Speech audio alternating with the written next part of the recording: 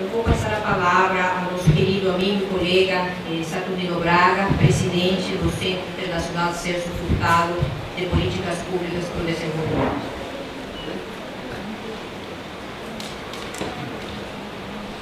Bem, vou começar também pelos cumprimentos, parabenizando os que tiveram a iniciativa de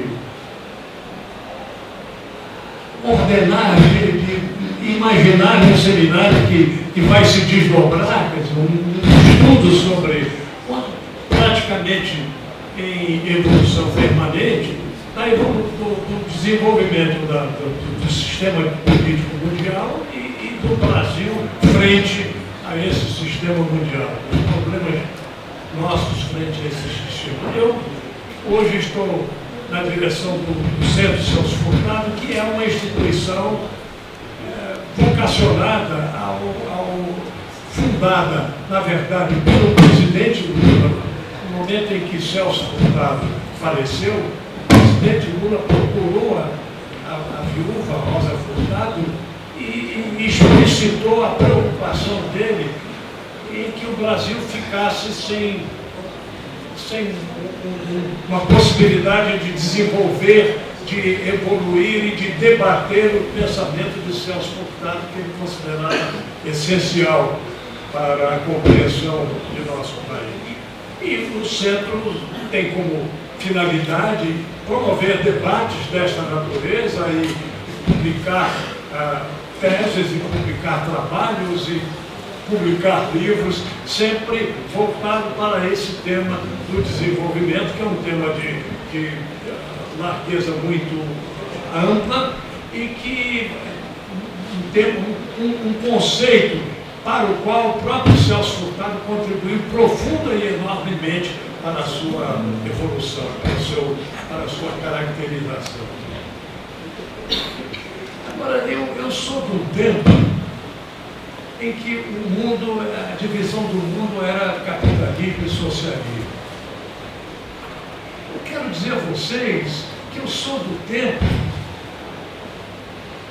em que havia um fascínio pelo socialismo, um fascínio por essa promessa de um sistema novo de justiça social, de ética social mais desenvolvida, mais avançada, e um sistema que tinha sido implantado num grande país e que em pouco tempo, em 30 anos, tinha transformado uma nação de mugipes analfabetos numa potência que foi capaz de derrotar a maior máquina de guerra que o mundo tinha conhecido até então.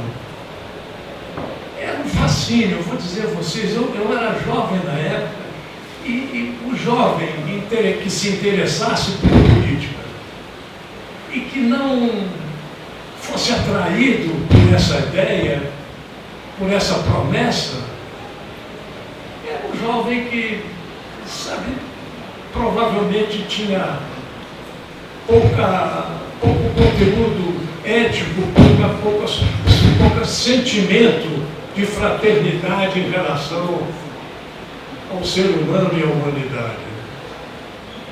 Esse fascínio ele se expandiu rapidamente. O Brasil vinha de uma ditadura.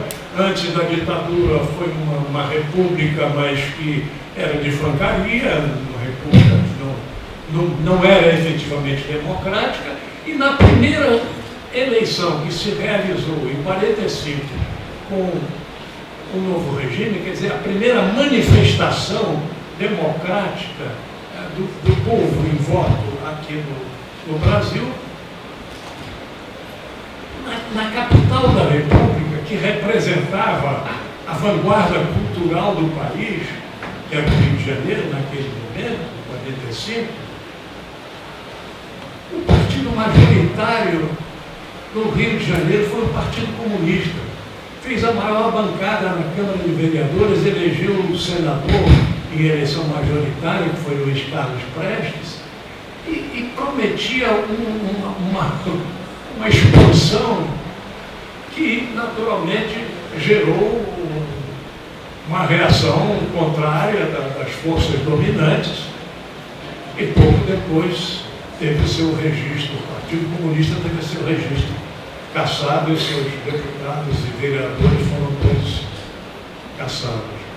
Mas o mundo perdurou, quer dizer, nesta divisão, o mundo perdurou preso a estas duas, a uma escolha entre duas vertentes que eram, né, prometiam o progresso científico, tecnológico muito forte e uma proliferação de ofertas de consumo muito grandes, e de outro lado a justiça social, a mínima igualdade social, o reconhecimento do trabalho, o reconhecimento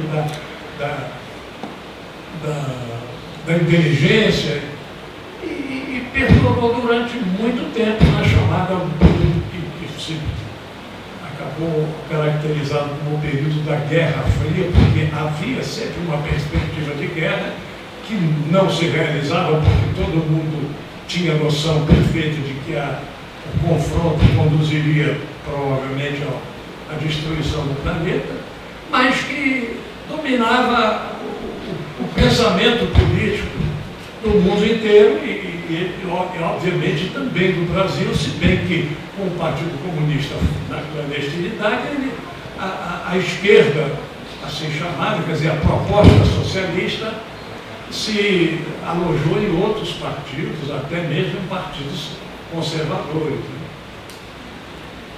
Eu me elegi deputado federal em 1962 pelo Partido Socialista Brasileiro, que era um partido que oferecia uma perspectiva que a mim me preenchia inteiramente e que, embora não tivesse a popularidade do Partido Trabalhista e mesmo do Partido Comunista, que continuava agindo na clandestinidade, era um partido que satisfazia os seus filiados, aos que aderiam a ele, de uma forma muito completa, quer dizer, não nos deixava assim prisioneiros de dúvidas a respeito do caminhamento, a respeito da linha geral das diretrizes políticas que deveríamos seguir. E é claro que isso foi se evoluindo ao curso da segunda metade do século XX e o capitalismo acabou se impondo com a derrocada da União Soviética e se impôs em grande parte pela Guerra Fria, exatamente pela necessidade de produção de armamentos de grande complexidade e de custos elevadíssimos que a União Soviética, que tinha que atender também a uma população mais necessitada do que a população americana, acabou cedendo e perdeu, digamos, a Guerra Fria. E aí se implantou o capitalismo, a solução capitalista, como quase que uma forma definitiva, o fim da história que se proclamava naquele momento. Entretanto, não foi assim. Quer dizer, a ideia de socialismo continuou existindo, subexistindo. A União Soviética se desmoronou, mas a China ergueu-se como a nova potência do mundo, com um crescimento absolutamente sem igual, inigualável.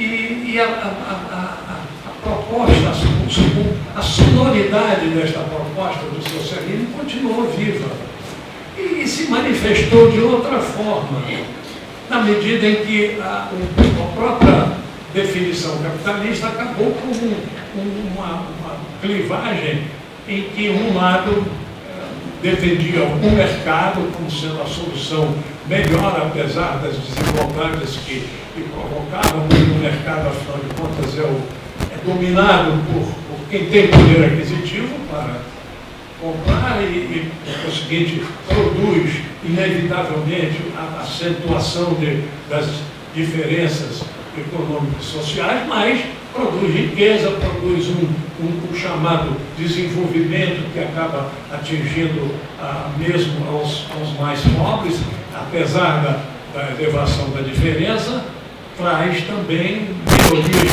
de vida material para as populações mais pobres. Então, a solução mercadista parecia como a última palavra em termos de via para o desenvolvimento dos países relativamente atrasados, como é o caso do Brasil e da América Latina em geral.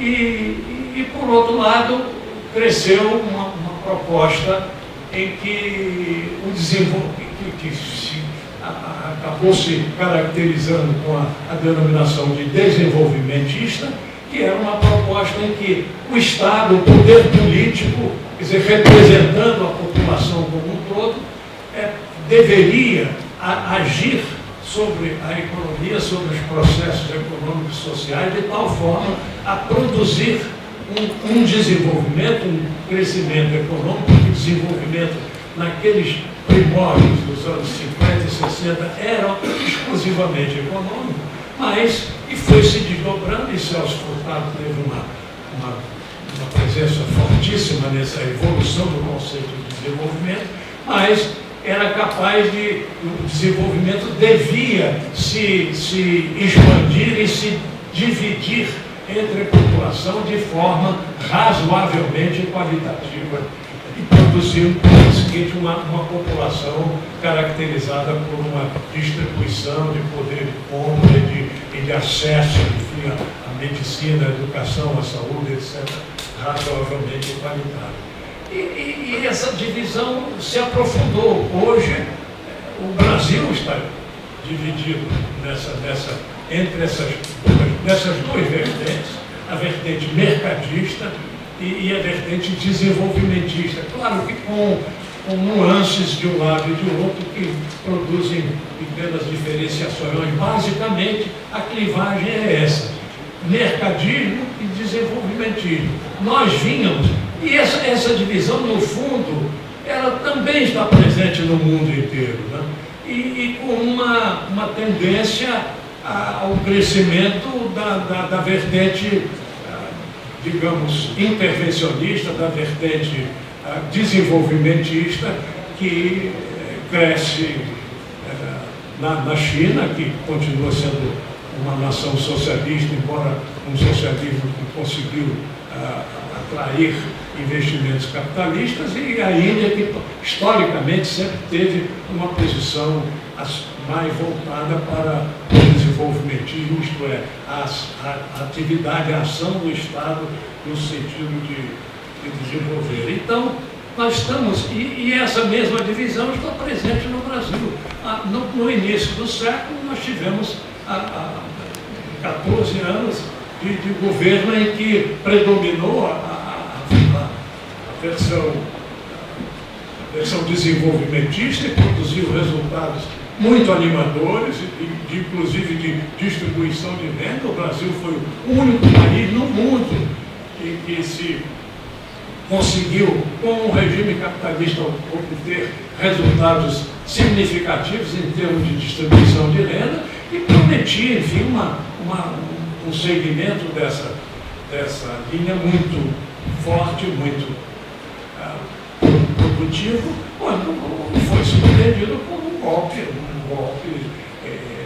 de uma nova forma, não tanto da presença militar, mas dessa vez com a presença do judiciário, um golpe que já havia sido experimentado no Paraguai com muito bons resultados e que foi implantado no Brasil. Estamos agora convivendo com essa nova situação, e depois do golpe houve sim uma manifestação popular, que foi na qual houve uma presença de inteligência muito importante, uma inteligência que não era brasileira, que também não era russa, como se acusa o Trump lá, mas o fato é que nós fomos surpreendidos com essa avalanche de uma proposta que não tem nada de desenvolvimentista, mas segue os caminhos mais radicais do mercadismo.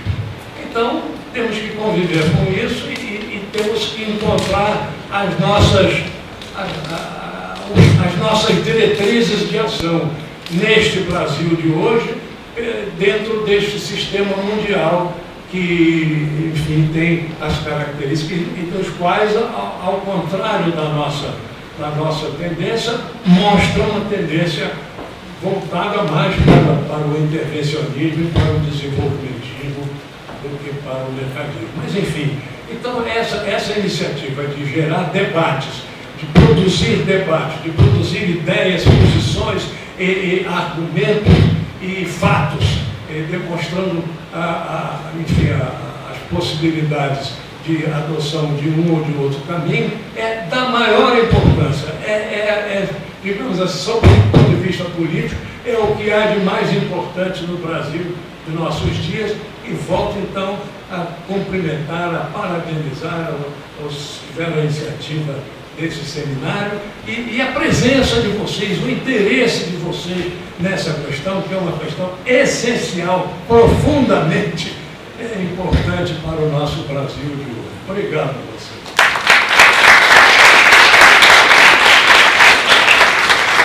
Muito obrigada, Saturnino, por essa reflexão tão importante. De fato, essas ideias, esse debate serão plasmadas no livro coletivo, um dos objetivos desse ciclo de seminários, que inicia hoje, que terá mais 9 espaços de discussão, e que no fim do ciclo a gente possa ter material para publicar um livro coletivo que dê conta dessa riqueza e da densidade do debate que a gente possa vir a desenvolver. Eu queria anunciar que com esse evento o Centro Tricontinental está inaugurando a sua página em português. www.otricontinental.org, né? Hoje o lançamento da página, e através da página é que está sendo lançada também o sinal ao vivo do evento. Gostaria de passar a palavra agora para o Joaquim Pinheiro. Joaquim é membro da direção nacional do MST, mas não é a única instituição, organização, movimento social que faz parte dessa iniciativa. Está também o debate popular, consulta popular e a CMP, movimento de moradia, né? Então, por favor, Joaquim. Boa tarde a todos e todas. Quero me somar aqui aos cumprimentos a todas as organizações responsáveis por essa atividade. A gente sabe que não é fácil construir um ciclo de debates como esse, dado a importância que tem todos os debatedores e debatedoras em suas agendas no mundo inteiro, né? Então, está inaugurando hoje, nós do MST, nós do Brasil de Fato, de todos os movimentos sociais e populares envolvidos aqui, acreditamos que esse é um evento muito importante nessa conjuntura, porque lança à luz, né, a reflexão, e nesse caso quero saudar especialmente a professora Mônica Bruckmann, que é a grande entusiasta dessa ideia, né? O MST se somou, e para nós é importante, porque nós estamos vivendo e observando e sentindo todo esse processo de crise do sistema capitalista a nível mundial. E a história já nos diz que quando o sistema capitalista entra em crise, abre, usar uma linguagem lá do campo, abre a porteira, né, para o aparecimento, para o surgimento de ideias e de ações e de representações do fascismo, do nazismo. Assim foi lá atrás, depois da grande crise de 1929, né, surgiram aí o nazismo, o fascismo. Então a gente está observando que o aumento das ideias fascistas e nazistas na Europa, né, o aparecimento do Trump nos Estados Unidos e agora, mais recentemente, aqui no Brasil, chegou ao governo por via eleitoral, né, essa figura que representa, na nossa avaliação, o neofascismo. Neofascismo na sua configuração mais direta, mas que também apresenta, do ponto de vista econômico, um ultra-neoliberalismo. E que a gente já viveu, né, durante algum tempo nos nossos países aqui, principalmente da região América Latina. Então, na nossa avaliação, é fundamental que nós debatamos, que nós possamos trazer ideias e essas reflexões para nos ajudar a construir aquilo que nós, do Movimento Sem Terra, estamos chamando. Não é momento para nos enfiarmos embaixo da cama, não é momento para fugir, esse é o momento de organizar uma resistência. E, na nossa avaliação, o conhecimento vai nos ajudar a sair dessa situação. E é uma resistência, mas uma resistência de outro tipo, é uma resistência ativa, não é uma resistência recuada, é uma resistência ativa. E, portanto, esse debate vai nos ajudar nesse processo. Então, nada mais que saudar o êxito desse seminário, e a gente vai estar sempre juntos, construindo essas ideias, debatendo e refletindo. Muito obrigado.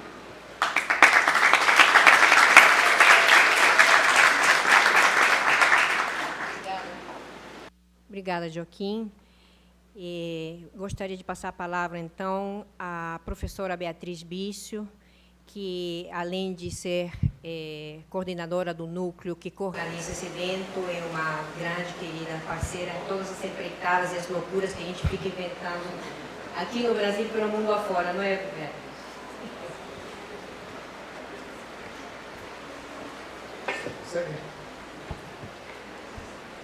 Boa tarde a todos. É uma enorme alegria estar aqui, ver esse auditório cheio de queridos amigos, alunos, movimentos sociais. Nada mais exemplar do que esse ato neste momento para dizer o quanto a universidade, junto dos movimentos populares, podem fazer diferença. Eu agradeço enormemente a querida amiga Mônica, que é verdade, somos parceiros em várias aventuras por aí, esse convite, porque o núcleo interdisciplinar de estudos da África, Ásia e as relações Sul-Sul, que aqui nessa casa eu coordeno, tem tudo a ver com a temática desse seminário. Eu me sinto muito honrada de fazer parte dessa mesa com os colegas, com os companheiros de luta, e, sobretudo, pensar que esse momento representa uma universidade que, por essência, não pode ser neutra, porque a própria Constituição brasileira nos convoca a construir uma sociedade mais justa. E a neutralidade diante da injustiça social, diante da dominação estrangeira, diante das ameaças fascistas e nazistas e neofascistas, não é o que a universidade deve tomar para si como desafio.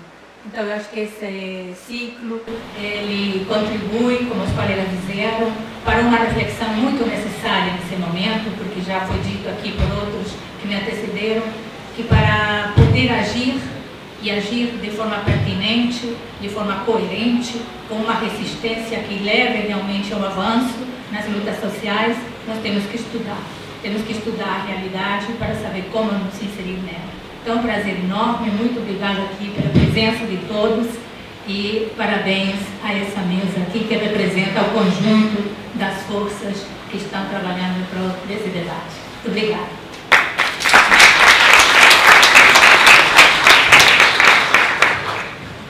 Obrigada, Beatriz. Eu gostaria agora de passar a palavra para o Sérgio Santana, parceiro de longa data, que vai falar em nome do Instituto dos Advogados Brasileiros. Boa tarde a todos.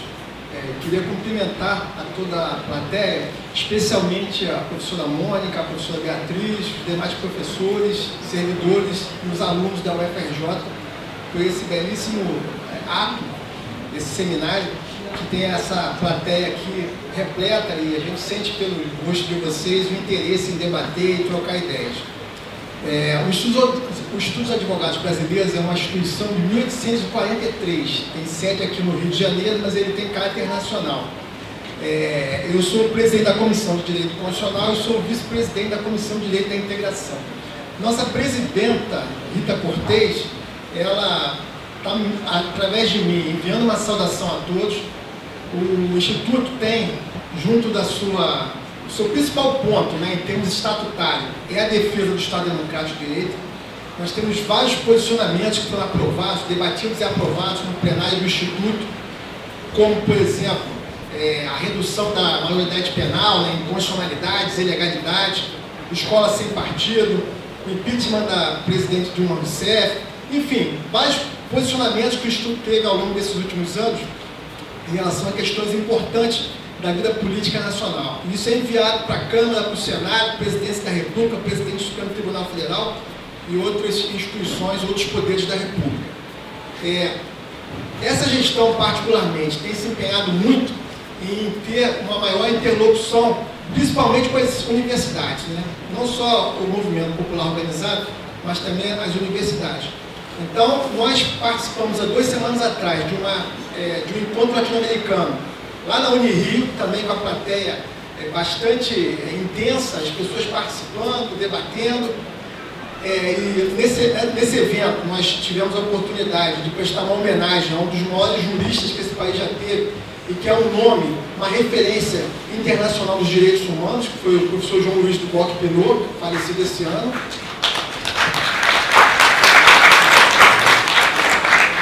Na semana passada, quinta e sexta, tivemos um evento na UF, uma jornada também acadêmica lá na Ciência Política e nos Estudos Estratégicos, em que nós tivemos a oportunidade de prestigiar e homenagear outra grande referência, o grande pensador, Teotônio dos Santos.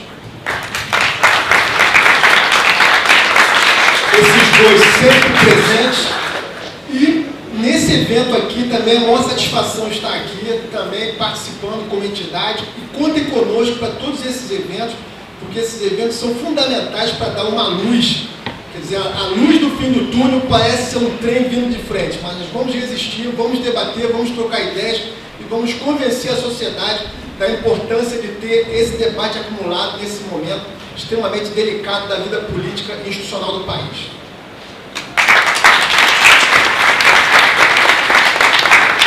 Obrigada, Sérgio. Obrigada a todos os colegas que me acompanharam nessa mesa de abertura. E nós gostamos muito de nos inspirar naquela frase que o Glauber Rocha gostava de dizer, aquele cineasta maravilhoso que o Brasil criou, quando ele dizia que para fazer um filme só precisava uma ideia na cabeça e uma câmera na mão, né? Nós temos uma ideia na cabeça, muita boa vontade e essas parcerias maravilhosas que têm feito possível o início desse ciclo. Muito obrigada a todos vocês. E eu gostaria agora de convidar a professora Beatriz Bicho a ficar na mesa. O nosso querido Samuel Pinheiro Guimarães, embaixador, por favor, se aproximar aqui na mesa, que vamos compor a mesa de debates propriamente dita.